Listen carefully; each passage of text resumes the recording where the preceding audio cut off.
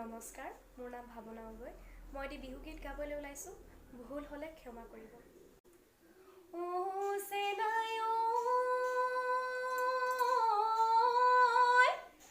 আবেলি পৰ